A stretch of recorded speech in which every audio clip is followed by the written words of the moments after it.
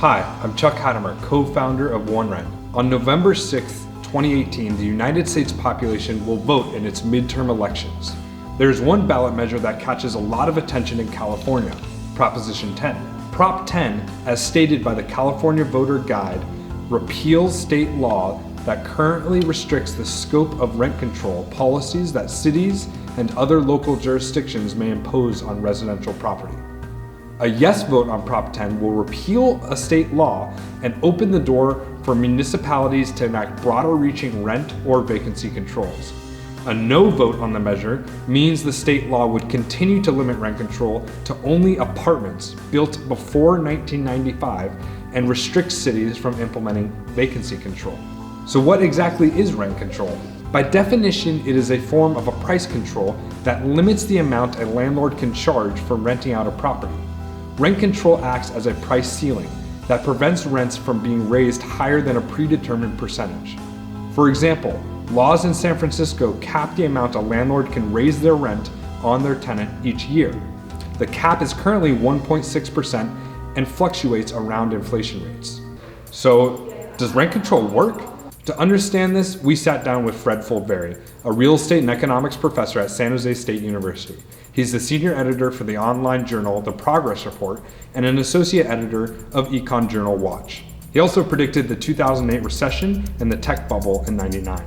Of course, rent control, like any price control below equilibrium, creates a shortage. The quantity demanded at that lower rental is greater than the quantity supplied, right? So that's an inevitable shortage. So those who can get rent-controlled apartments are lucky because they don't have to pay as much rent and they receive that implicit rental. Now, in the economics of rent control, it's important to understand that government cannot really control rent. Is rent control the answer to the housing crisis? And rent control is not the answer because it will reduce the supply of housing.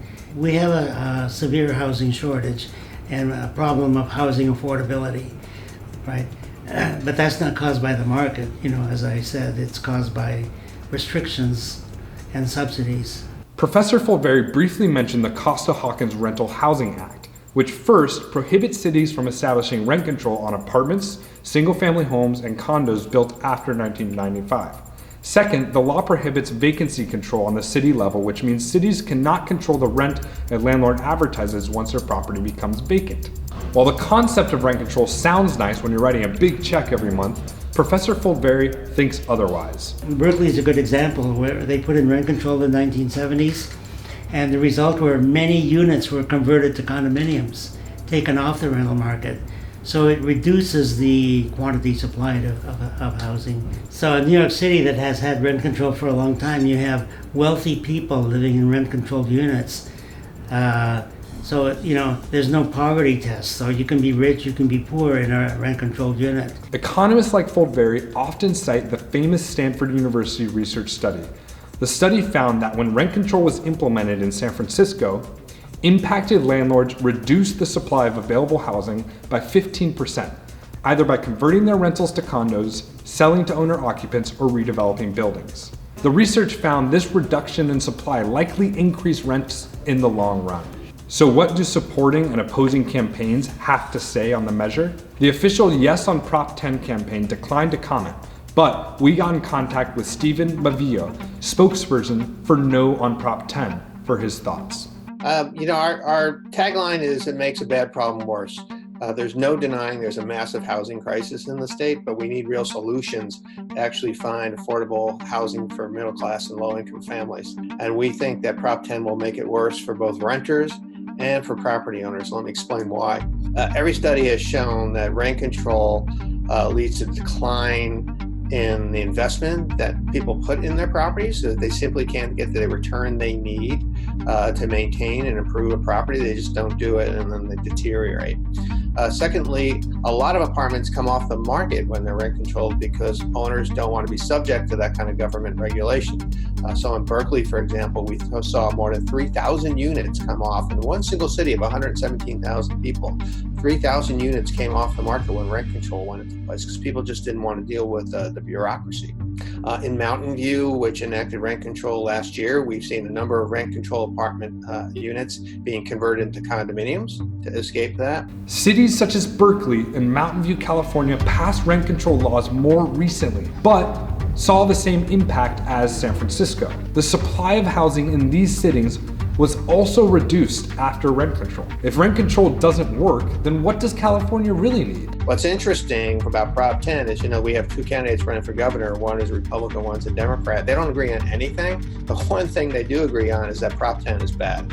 But the bottom line is we need to build more affordable housing. And unless we do that with more people, there's going to be a shortage. I think we're onto something. We need to find and solve the underlying issues of high rental prices instead of applying a temporary fix. As Professor Foldvary pointed out, rent control is an example of treating a symptom of a problem rather than the cause. And if you treat the symptoms, you get other problems. It's like going to a doctor and you have a disease. He can treat the symptoms and make you feel better, or he can eliminate the cause of the disease. So if all he does is treat the symptoms, the disease continues and you'll have other problems. Most economists agree the primary solution for high rents is new housing development, as that would add more supply into the market and move us closer to market equilibrium. We spoke with Scott Beyer, writer for Forbes.com and owner and president of the Market Urbanism Report, an online media journal that analyzes free market urban policy. He believes we should also consider zoning laws and an alternative solution to rent control. People often talk about rent control in a vacuum, like it just applies to housing. Really, this is the wider concept of price controls. And you can look at what's going on in Venezuela right now. They're sticking price controls on all kinds of different products throughout the economy, and it's creating shortages. But at the end of the day, my big thing has always been zoning. Every city has a zoning map. Zoning determines what can be built on a given plot of land. In a vast majority of American cities, the zoning maps will usually be predominantly yellow, which is to say they're zoned for single-family housing. That's suburban-style housing that sits on it, that has its own yard and driveway and garage. And that's what most of America is zoned for.